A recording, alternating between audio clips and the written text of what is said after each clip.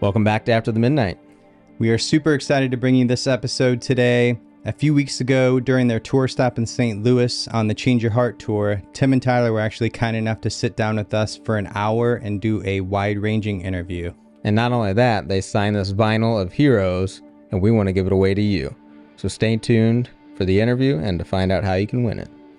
Without further ado, roll the interview. First off, welcome to St. Louis. How has the tour been going? It's been good. We've made do without a bus. We were supposed to have a bus, but 2022, things being the way that they are, we've been vanning it, and our crew is very tired. Yeah, it was about a week before a tour start. We found out that the tour bus broke down while it was on another tour. We were supposed to use it after they were done, and broke down, and we had a backup, but that broke down as well. So it's been interesting, which is why we look so tired. So how have you guys been getting from city to city? Isn't that the big question, Zach? Row, walk, run, bird. It depends. If it's a really long one, we'll fly. If it's short enough, we'll drive. And usually that break is around 6 hours. Yeah, it's sort of like the last few days we've had an 8:30 a.m. lobby call at whatever city we were in, and then we drive for about 4 hours, whatever. And we just arrived, I don't know, like 90 minutes ago or a couple of hours ago to the venue. So typically, for those who don't know, after the show, we would get in our tour bus, and then the driver leaves at around maybe 2 a.m. and we'd drive while we sleep. We'd drive to the next state or the next city. And since we don't have that, we have to kind of stay in a hotel, get there really late, get hopefully 6 hours of sleep, and then get up next morning, drive, get to the venue, load in, play the show, do all the stuff, and then do the same thing again. So as if touring wasn't already hard enough.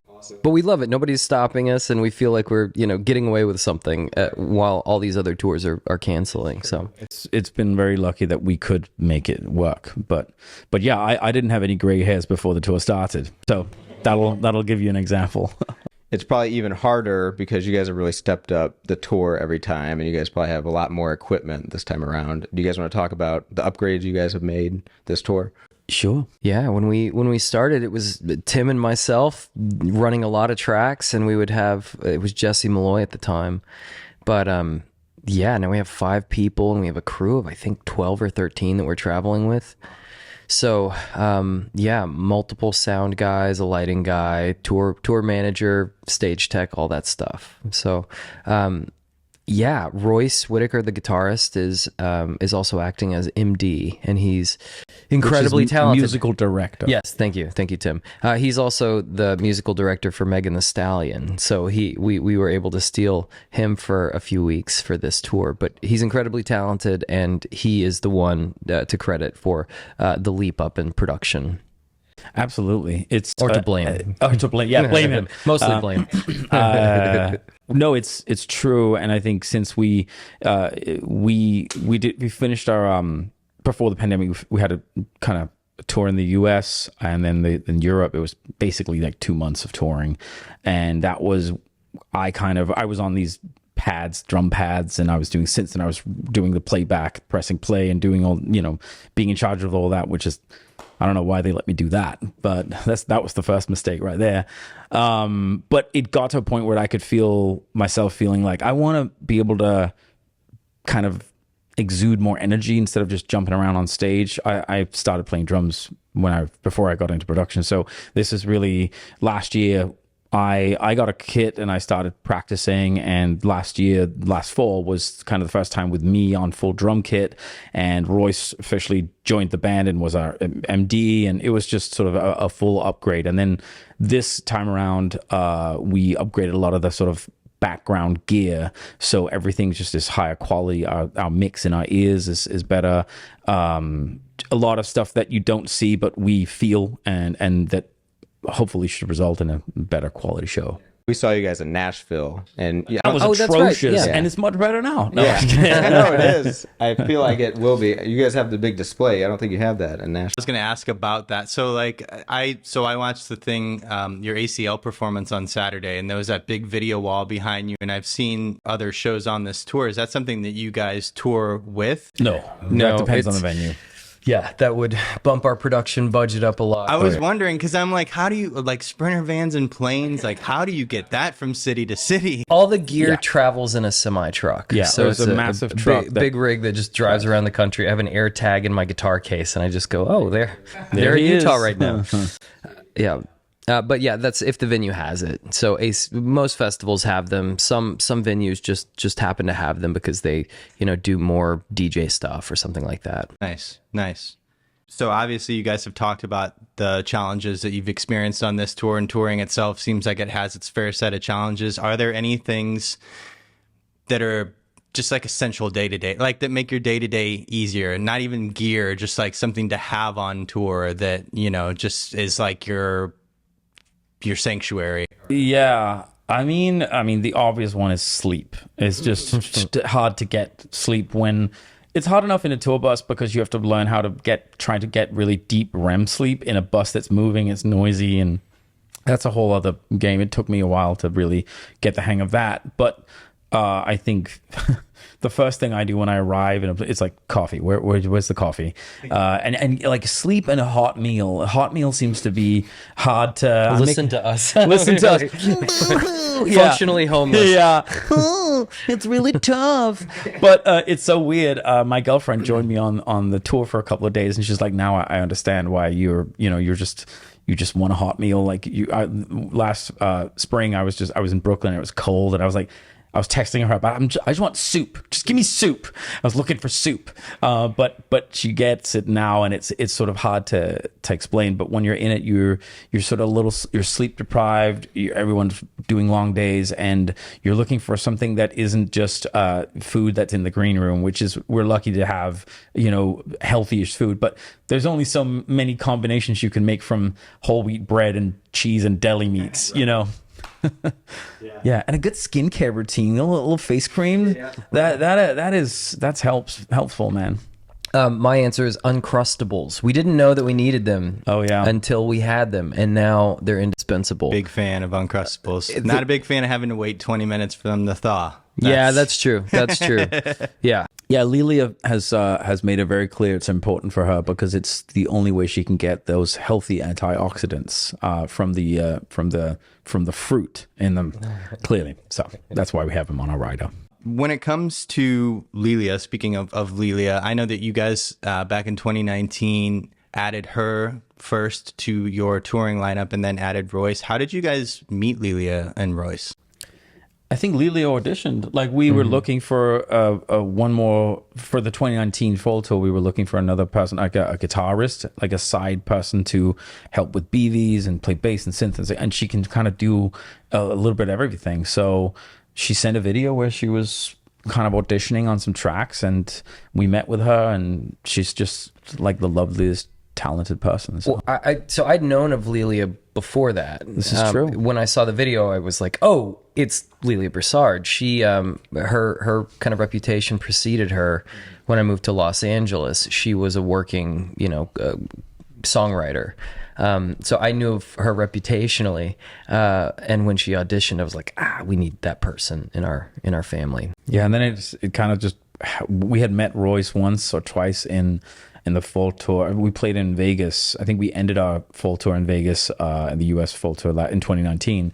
And Royce was there with Megan. I think he was there with Megan Thee Stallion or something. And, or maybe it was another band. But it was Marianas. Marianas Trench. And we hung with him, and he's just couldn't be a sweeter human. And we hadn't heard him play. And then a couple of years later, well, I think the first time we tried, it was like the next year during the pandemic, we did the live stream, and we knew he was a guitarist, but we didn't know he was an absolute shredder beast, tone master, and and also happens to be a really talented and incredible musician and musical director. And so after we did the live stream, it was like, well, when it came down to planning the fall tour of 2021, we were like, well, this is the next natural progression. I feel like we've really found the final constellation. And we have our sax player is now Justin Clunk, and it just feels like it's much more fun to be a rock band on stage, you know, than to just be us two. It was too much work to give the sax every single moment on this Poor stage. Jesse. You know, it got a little boring, I feel like, for the fans. That's awesome. Heroes, you collaborated a lot more on this versus previous albums. Are there any favorite moments that they brought that you can think of? Sure. Yeah, so we started the album process in Guernsville, California, just the two of us. And we had a pretty good start. You came to Atlanta in June, I believe, of that year. And it was kind of after things were mostly fleshed that we brought it into the studio with Royce and Lelia and Nikki Flores. Yeah, we had like a clear idea by that time what we wanted sonically and the songs we were kind of gravitating towards. And it was really just polishing up that and adding the last 20%. Yeah. Nikki, I think, had a few lines in Heartbeat. Lelia wrote the second or the third, I'm not sure how you want to skin it, but of Heroes, the last verse of Heroes. But just helped us polish it up a little bit. But Royce, I mean, was kind of indispensable on the guitars. Yeah, we spent like 5 days in the studio, Royce and I, really dialing in all the guitar tones, laying down the guitar for the whole album. So all the you know, the solos and the clean tones and the rhythm guitar, that was done in Silver Lake. I've been so curious about that because I'm like the musician of us two or whatever. And so whenever you guys were doing all that behind the scenes stuff in there, I was just like, oh, that's got to be so awesome. I saw like the JCM 800, like Marshall amps and just all those classic tones and stuff like that. And I bet that was really, really cool. It was fun. And to be honest, I mean, I'm not a guitar expert. I don't know much about guitars. I don't know much about amps. I know what I like, but they brought out it was all the real analog gear and outboard gear and, you know, rolling with the little original Rockman, and just such classic tones. And it was just fun. So much editing work on my end because we kind of wanted to cover ourselves, so each take had 5 stems, and I could blend them and I could mute things and have control, but also it resulted in, I think for Aerostar I had 119 tracks, so that was a fun week or whatever I spent on that. With that, I know that Tim, before you've talked about, you know, how you like to mainly work in the box when producing your guys' previous albums. With doing guitar this time and also using like the OB6, I think, on some stuff. Lots of analog. It's mostly just analog synths and guitars. Like, what brought that decision on? You just wanted to try something different, or? I think now that we had Royce, we had been sort of playing around with the idea of like, let's do a glam rock album at some point. You know, we were like, for fun, but also like, let's do that would be fun. Some big anthemic songs. And I think with Royce in the fold, it was like, well, and this album, the creative direction ended up kind of landing at that place where like these songs should be sung loudly in a big room with thousands of people. And that's what we wanted, what we were missing as well. And now having Royce, it was possible. So I think that just led us down that road. We were thinking it would be really fun to lean into that era of, you know, Def Leppard, Van Halen, and Bryan Adams, and like all that kind of stuff. Also, I want to take a little credit for taking Tim to Perfect Circuit in Absolutely. Burbank and converting him to spend a lot of money for something that he may or may not need. Absolutely. That was the fall of 2020. We were rehearsing for the live stream, I think it was.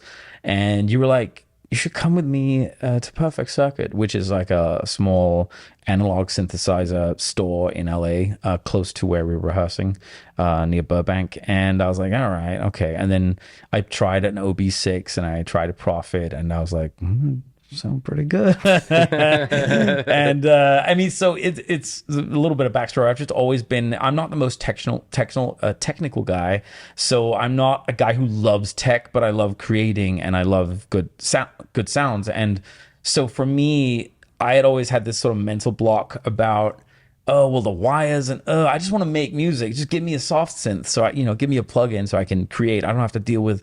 And so that was why I never got into it. But then when I tried them, then we spent some money on the Midnight Card, and I got those 2 desktop versions of those 2 synths, and I loved them, and they're amazing.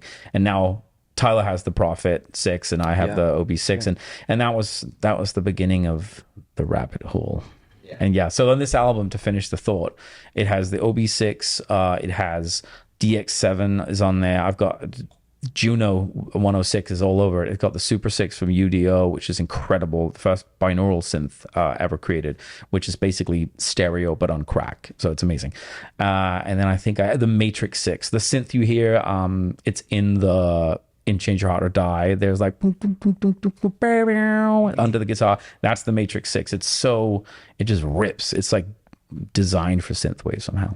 As soon as I heard you preview that on TikTok for the first time, you were like, what's some badass 80s movie? Like for a year plus, I was like, please say that makes the record. And then you guys played it live on that live stream. I think that was the first time we heard it. And it was just like, oh my God. That's funny. That was before the song was written. That was just the track. Yeah, I was like, this feels like a Rocky montage or something. And it totally did. And I listened to it a lot. And we both love the ending of Heroes, Energy Never Dies, it just transforms. Can you tell us a bit about how you wanted to end the album or the trilogy with that? And it's a lot different from what we're used to hearing. It's a lot more, I'd say, relaxed and ambient. Yeah, it was kind of a combination. We had initially talked about you saying something to the extent of having that album, that whole journey, the kid's journey, end with something more organic sounding. And I was like, I like that thought, as sort of a transition to something new, transforming into something new. And then I had this idea I called Energy Never Dies, it just transforms, and it was just this little instrumental.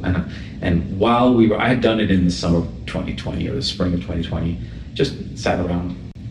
And then I remember sort of maybe spring or whatever of 2021, I remember going, actually, maybe this is, and I sent it to you and you liked it, and then, that's sort of how it came about. Yeah, we always wanted to end the trilogy kind of in 3D. You know, you see the hand coming out of the television. I mean, I kind of wanted it to end on the years, but Tim did a good callback in Golden Gate. So, and actually, that was Royce's call. He added, talking about the bed. There's been pitched up the vocals. So much fan speculation about that online. Like that's one of the things we were going to ask you guys. Right. Chris Hahn went through. I DM'd him and was talking to him, and I was like, I can't tell if that's it. And he was like, oh, check out this really helpful video that I made that shows how they could do it. And I pitched up the semitones from the years and showed it and everything. So that is a callback to the years, definitely. That's awesome, for sure. Very cool. How did you decide on naming the album Heroes? And was the name first or was the song first? Interesting. I mean, I'll start. I'll let you. Tyler had wanted to call the album Paradise for a long time, and I was always a little on the fence. I was like, sure, but I kept. It didn't feel like we had landed on the thing.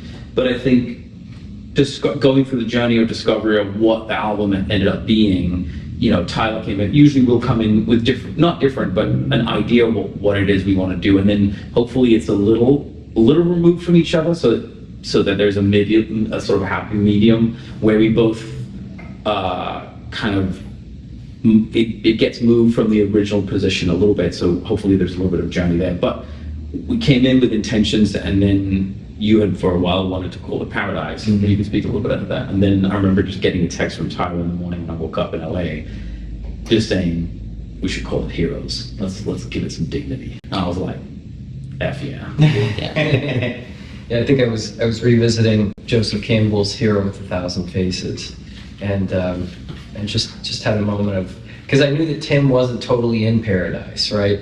And I'm never in Paradise. But it was kids and heroes, and we're describing characters, right? Mm-hmm. And to call it Paradise, there was a song initially written called Paradise. We wrote a lot more songs for this one than we ended up using, but yeah, kind of alluding to the fire, the campfire in Paradise that killed 80-something people, I think. It's very tragic, and this kind of statement about, well, in all our projections we ended here, and this is not where we want it to be. How do we continue to make a life beyond this? And I felt like that was, especially in the synthwave world, kind of an important statement to make, that you should always begin from the ground and not from some imagined place.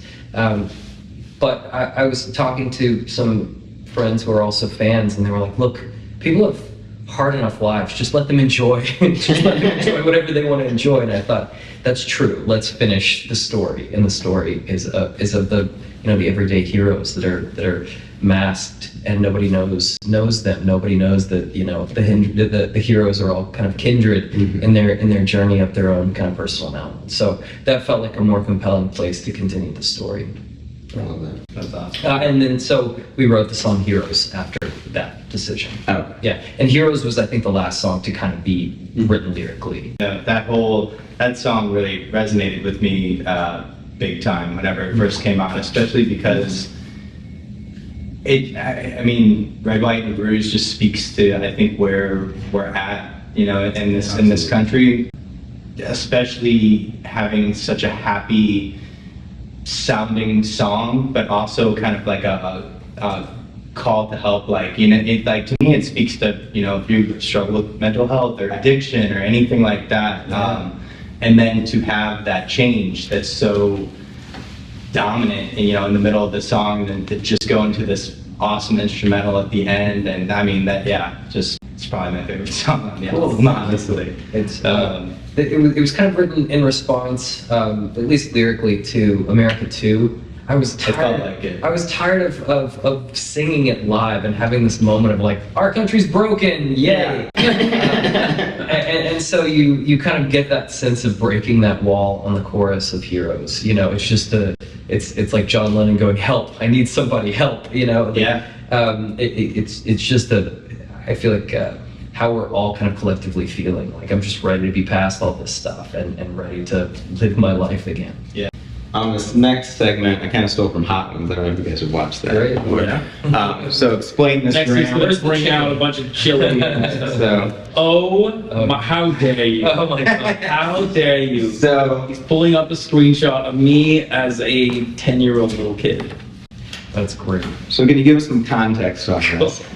I don't know. I think I need context. No, this was so for those who don't know, I grew up in Denmark, half English and half Danish, and both my parents were actors, and were sort of when I was younger, at least, sort of pretty well known from my kids. They would see my friends, and people my age would see my parents on TV, especially my dad. A lot of my dad used to work on TV, and this was a photo shoot with my mom. Being the actress she is, it was like, what if the idea is how would you dress if your kids could dress you?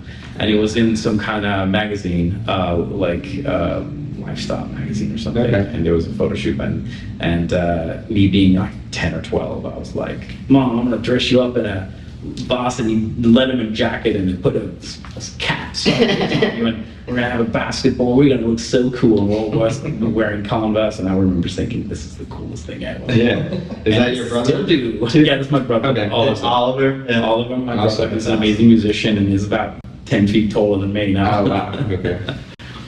Can I ask real quick too? And you guys don't have to give it away. Where's he at on the new album? He's featured on it, isn't he? Wait, what? Oliver. Oh, Oliver. He plays bass on A Place of Our Own, and he's on Hot Beat.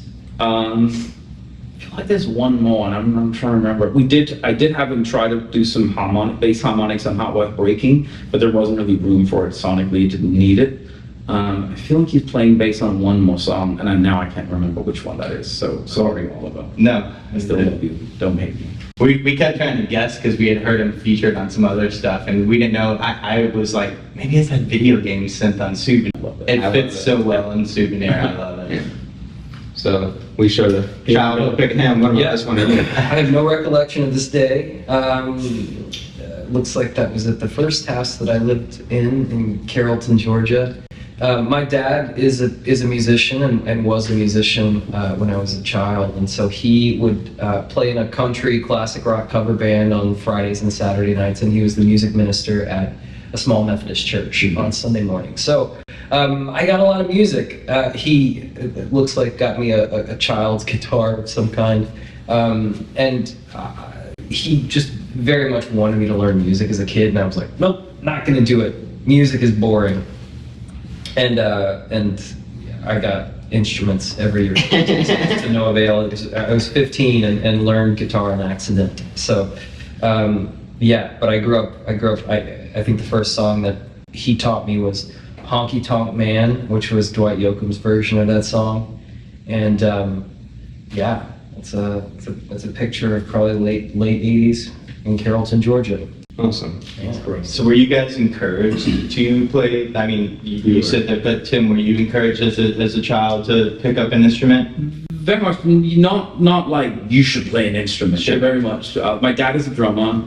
My mom is an actress and sings and can play a bit of piano, and so they were both musically inclined. And so there was a drum kit in the basement. We had a kind of upright, like baby grand piano that there was an air piece, and then we had a little guitar. So it was always in the home. And then both me and my brother Oliver went to a sort of a small, very creative, very hippie school with like instruments in each classroom. It was very, very liberal and really amazing. So it was around me, and there was never any like pressure, but it was like, I think I was maybe 7 or 8, and I was like, Dad, I want to learn the drums. And then he started teaching me, and we got into fights every time because I got annoyed with him, he got annoyed with me, and then I eventually realized, like, okay, Tim needs a drum teacher who's not his dad, and he can get mad at it. So this one,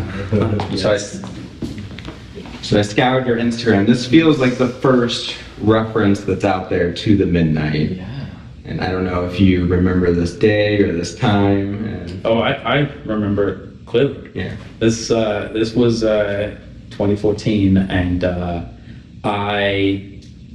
this was the original album cover for Days of Thunder. Okay.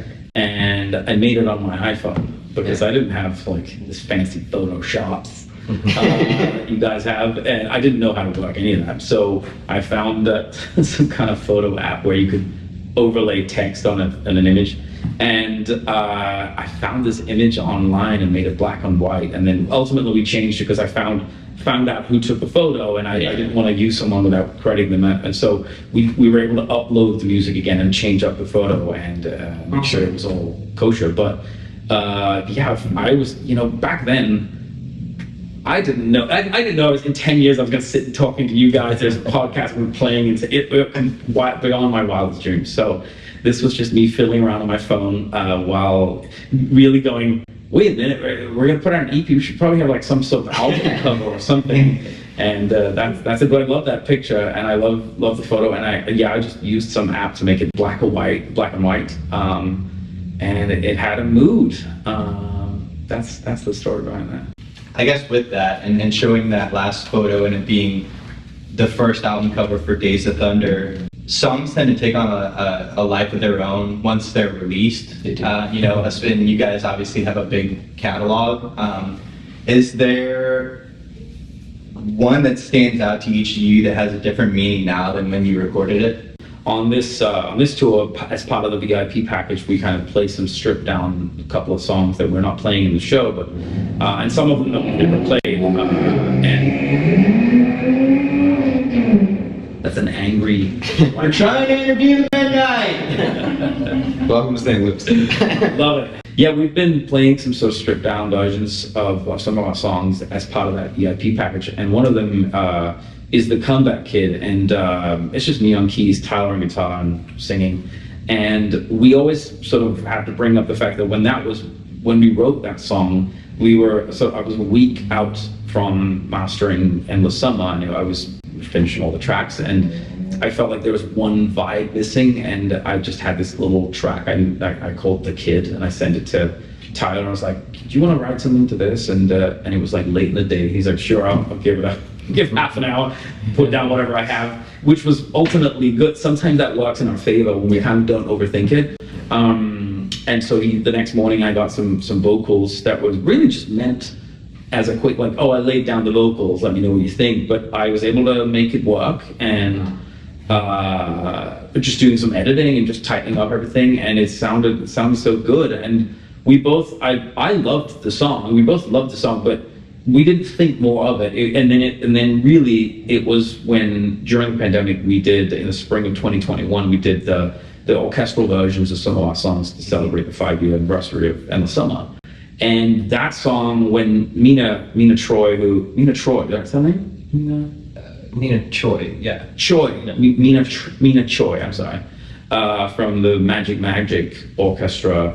She sort of did her own arrangements and she played it for us, and she had sent us some like rough demos, and we were like, that sounds great. And then when we sat in the room and she played it on the piano, and we heard it with the orchestral, I was going to say score, but so those textures, it really took on a whole new meaning. It became much more emotional, given what we've all gone through. Such a tough couple of years for so many people, and so having played that song since then on tours, it feels much more emotional, and it's much more like emotionally potent song now. Yeah, so there's some more kind of personal questions. Do you remember the first album that you owned? I do. The first like single, the first little like vinyl. What do they call it? Is that an 8-inch or like 10-inch? 45? What's that called? 7-inch. 7-inch. Oh, 7. Yeah. It's a 45. Yeah. That was the single. This is in Denmark. This is what I've been. It's in '86. So in Europe, we have something called the Eurovision. And it's the Eurovision Song Contest. It's extremely cheesy, but it's this incredible spectacle. It was kind of reached its heights in the 80s, I think. But there was a Swedish bit, the song that won the Swedish Song Contest, they were called the Hoorays, and it was called Diggiloo Diggiley, I think. And they were singing in Swedish, and I loved that song. Diggiloo Diggiley, alla titta på mig.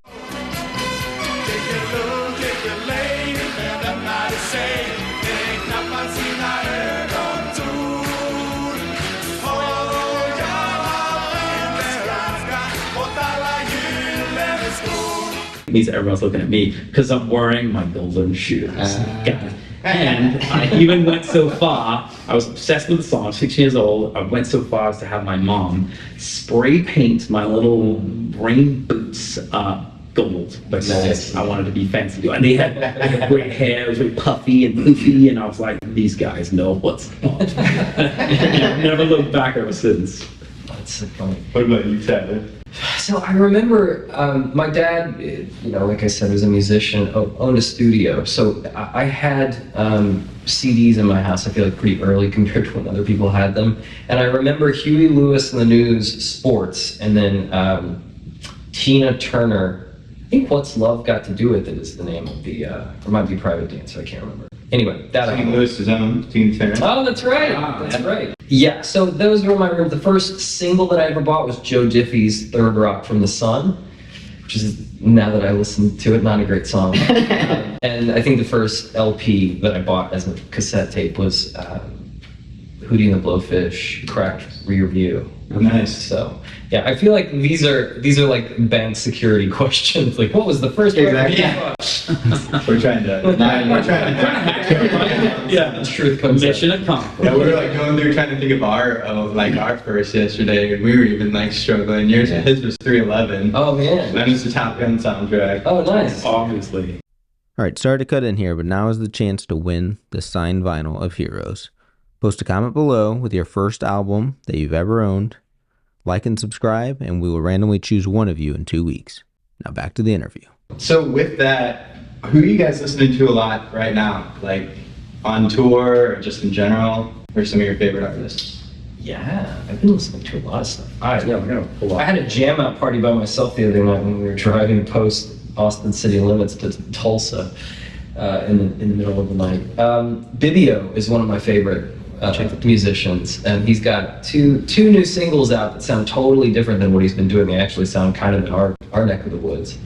But yeah, Bibio is a constant. Like, doesn't tour. He just like owns a farm in the middle of England. And he's an ambient artist, right? I don't know. He's on Warp, and he started out being kind of like funk lo-fi, but every record that he's put out since 2014 or 2015 has just been totally different. There are some ambient records, there's some kind of folk symphonic records. The new one sounds like it's going to be kind of 80s funk jam. Cool. Yeah.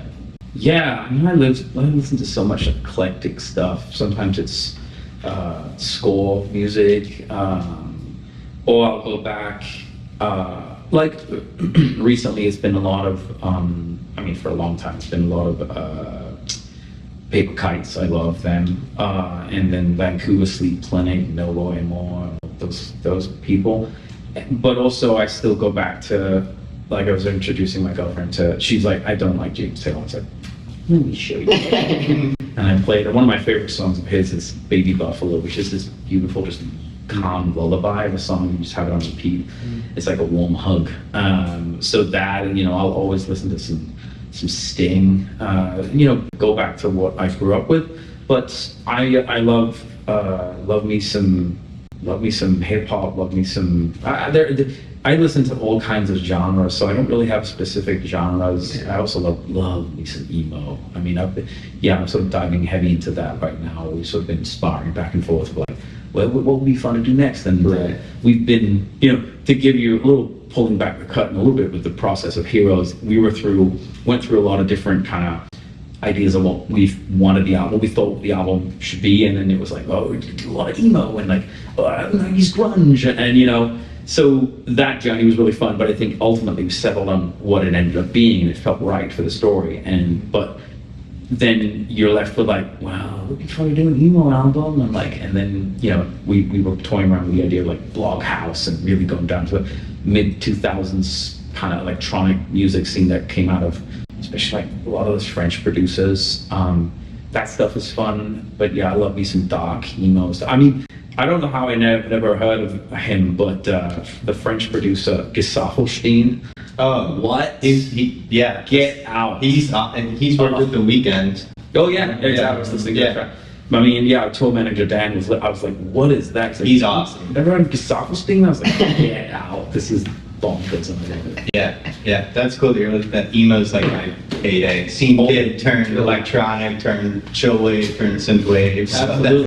Even speaking of emo, we were in Kansas City last night, and we met for the first time. Met with Essinger, who lives in Kansas City, and he co-produced a lot of the songs on Horror Show, and it was great to finally meet him. But he's another fun guy to collaborate. Yeah, I love the way he just blends genres and stuff. Yeah, he doesn't care as well, and it was just great, so refreshing. So he's got a heavy dose of emo in him for sure.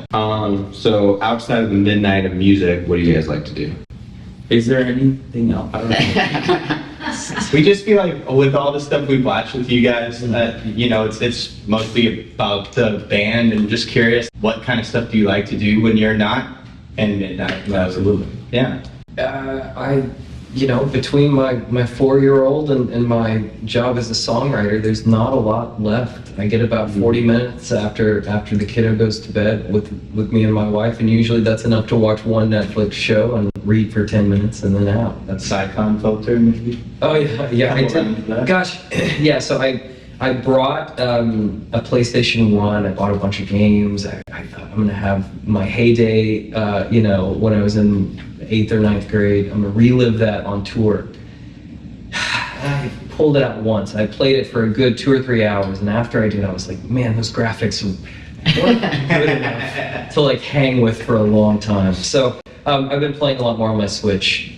Tony Hawk Pro Skater, and they have some great emulations. I know GoldenEye's coming soon. Ooh. But I've been playing a lot of Wave Race and WinOps on the 64.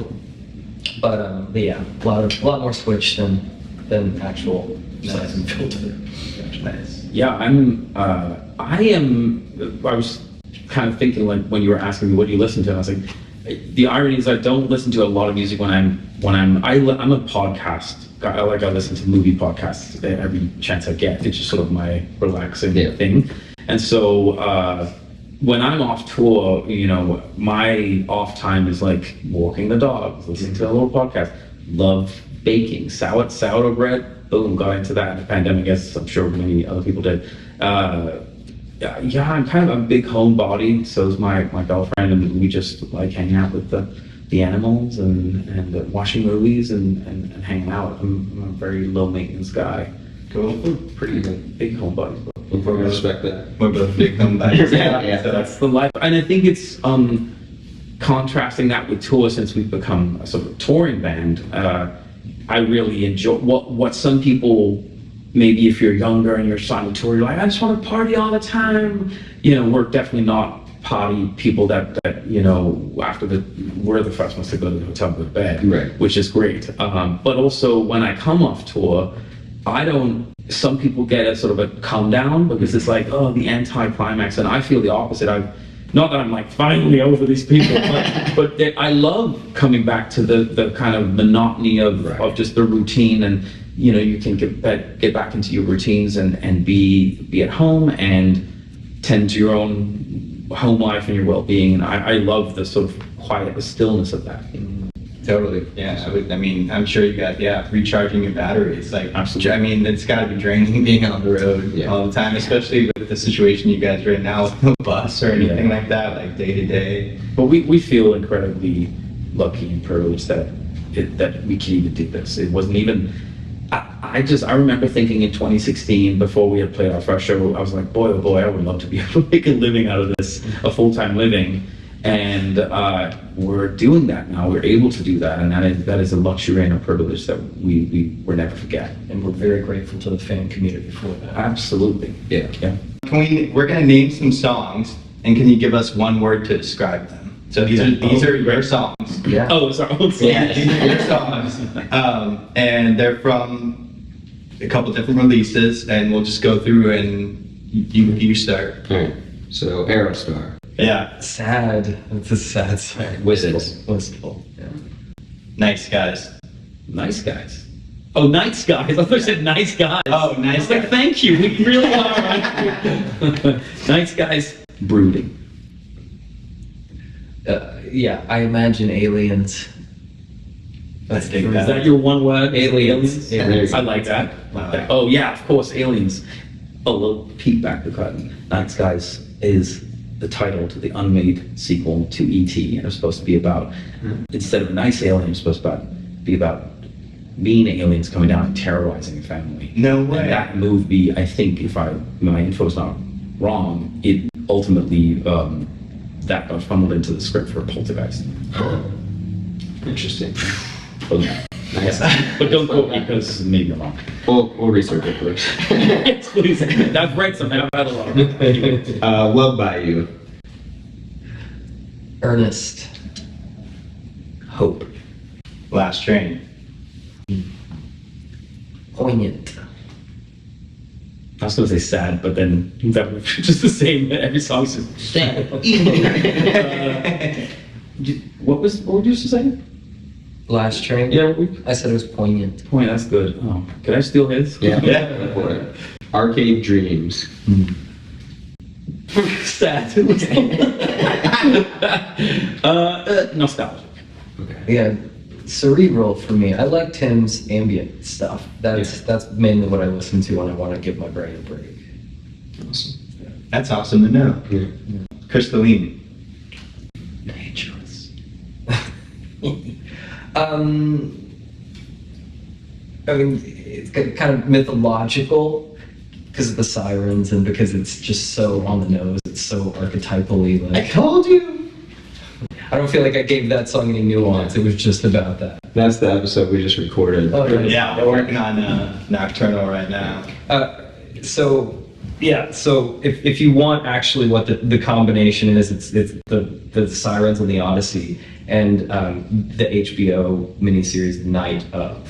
Oh, awesome. So if you kind of go back and watch a few of those episodes, you'll like just understand those two things kind of fit together. And I love that show, and that's really cool to know. Yeah. Cool. Heroes.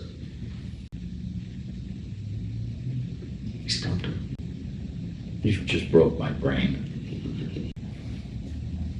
I would just say anthemic.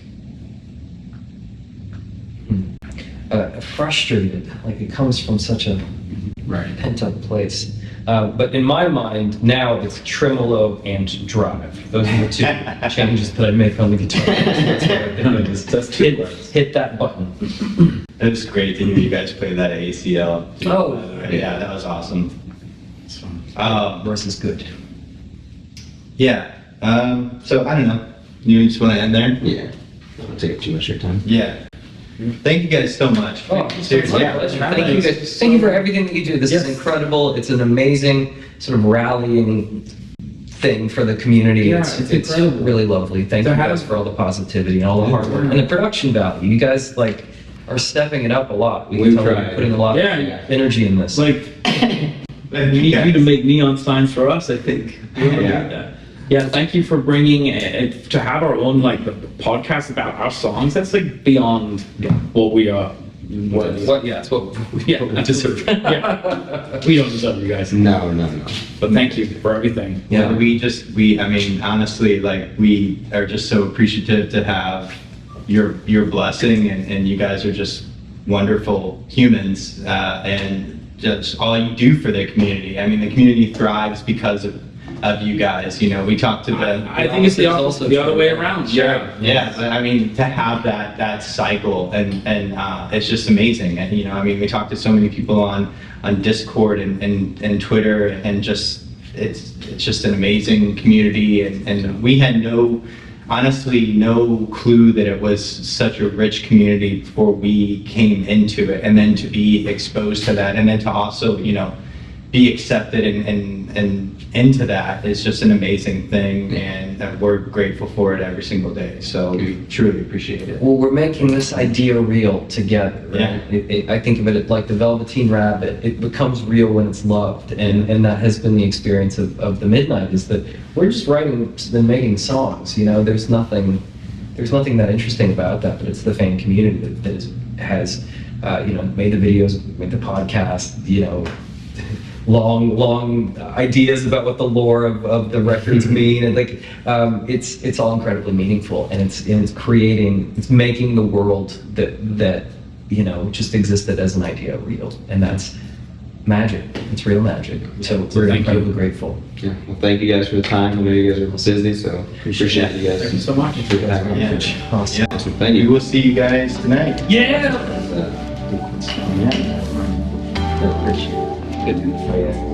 Where should we sign? Like on Wherever you want.